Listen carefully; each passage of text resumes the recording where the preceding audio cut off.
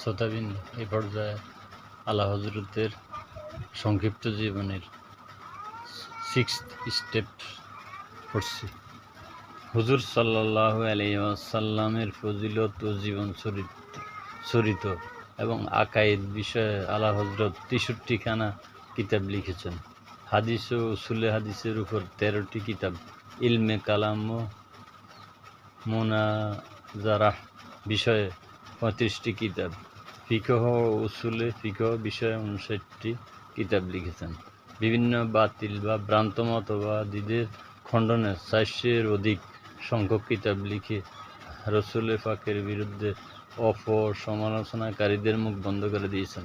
ফলে চতুর্দিকে নারায়ে রিসালাতের ধ্বনিতে আকাশ বাতাস মুখরিত হয়ে উঠেছে।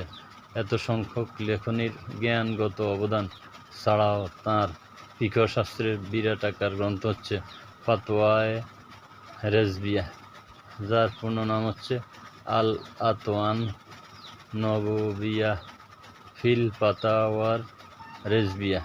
এই গ্রন্থটি 12 খণ্ডে সমাপ্ত। গ্রন্থটির এ পর্যন্ত 5 থেকে 6 খণ্ড পর্যন্ত প্রকাশিত হয়েছে। বর্তমানে পূর্ণ 12 খণ্ডে উক্ত ফাতোয়া গ্রন্থ প্রকাশিত হয়েছে। তাছাড়া তাতে উল্লিখিত আরবি ফার্সির উদ্ধৃতিগুলোর উর্দু অনুবাদ সহকারে প্রকাশ করলে তা 30 খণ্ডে প্রকাশিত হবে বলে জানা যায়।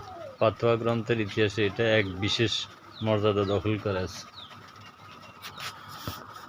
আল্লাহ তাআলা আলা হযরতকে অগণিত জ্ঞান ও এই বিষয়ে পাণ্ডিত্য দান করেছেন। তাঁর বক্ষদেশ ছিল বহু ধরনের জ্ঞানের ভাণ্ডার।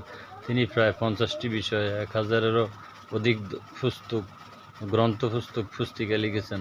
এমনিতে তাঁর জ্ঞানগত অবদানের বর্ণনা খুবই দীর্ঘ, খুবই প্রশস্ত। তবু তন্মধ্যে তাঁর সর্বাধিক উল্লেখযোগ্য অবদান হচ্ছে তরজমায়ে কোরআন মজিদ বা পবিত্র কোরআনের অনুবাদ। তিনি পবিত্র কোরআনের উর্দু ভাষায় অনুবাদ করেছেন সত্য, কিন্তু সেটার মানগত দিক দিয়ে বিচার করলে সেটাকে একটি ইলহামি তরজমা, নিরেট খোদাই প্রেরণা স্বজ্ঞাত অনুবাদ বললেও মোটেই অত্যুক্তি হবে না। তাঁর এই তরজমা গ্রন্থ হচ্ছে কানজুল ঈমান। এই গ্রন্থটা বাজারে অনুবাদগুলোর মধ্যে অনন্য স্থানের দাবিদার। কানজুল ঈমান ও অন্যান্য অনুবাদগুলোর মধ্যকার বাস্তব পার্থক্য নিরূপণের জন্য কোরআন মজিদের ভুল অনুবাদগুলো চিহ্নিতকরণ শীর্ষক অধ্যায়ে তুলনামূলক পর্যালোচনা দেখুন। সম্মানিত ভিউয়ার্স, ভালো করে পড়বেন, পড়লে বুঝতে পারবেন, মিস করবেন না। পড়লে পরজগতে